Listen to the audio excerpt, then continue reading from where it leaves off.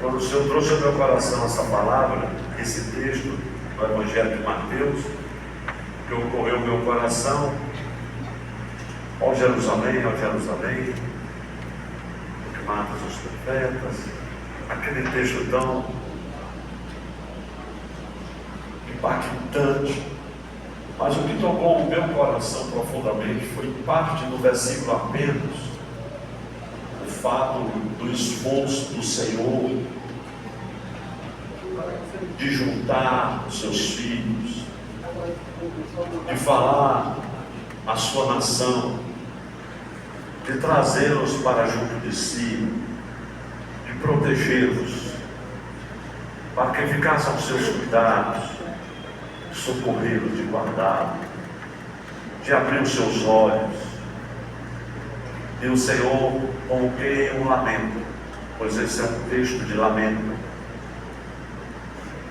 Ele disse no final do versículo: quantas vezes eu quis e tu não quisestes.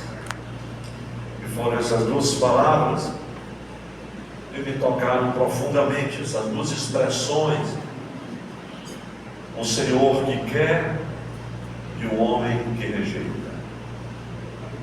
Às vezes ele quer, mas não quer inteiramente. Às vezes quer, mas não quer como o Senhor quer.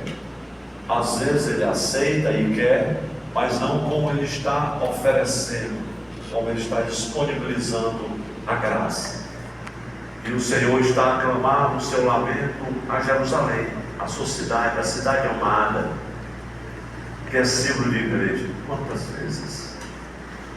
Eu fico pensando quantas vezes o Senhor terá que falar à sua igreja.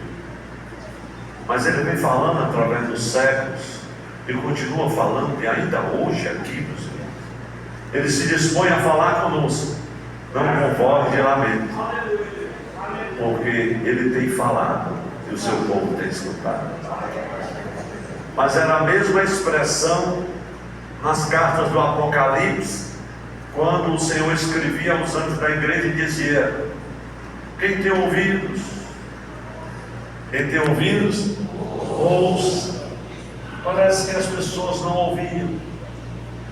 Eles tinham ouvidos, ouviam com a sua audição, com os seus ouvidos físicos, mas não davam ao Senhor a audição dos seus corações. E talvez essa seja a nossa maior deficiência, a audição do nosso coração. Por isso ele diz: quem tem ouvidos, ouça o que o Espírito diz.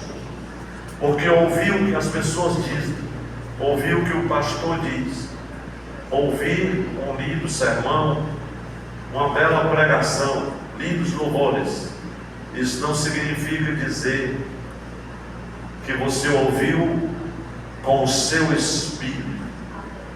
É provável e é certo que você tenha ouvido com os seus ouvidos, mas quem tem ouvidos escuta o que o Espírito diz.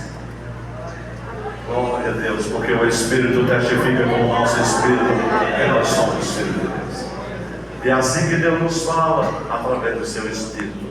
Aí, meus amados irmãos e irmãs, esta expressão, quantas vezes eu quis, eu comecei a meditar e as coisas foram se desenrolando e ficando profundas demais para mim, porque isso toca na soberania de Deus.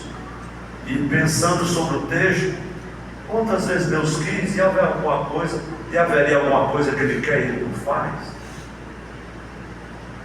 Então esses questionamentos começam a vir ao nosso coração. Quantas vezes eu quis e você não quiser? Eu perguntei: como assim, Senhor? Haveria alguma coisa difícil para ti? O texto sagrado diz: quem te dirá o que fazes? Mas o texto diz assim: quantas vezes eu quis, Jerusalém, e tu não quiseres. Parece que dá a entender, ou seja, que de alguma maneira aqui Deus esteja limitado em alguma área, em algum momento, ou devido a alguma coisa, alguma pessoa, alguma circunstância. Porém, meus irmãos, como sabemos, quantas vezes pela palavra do Senhor.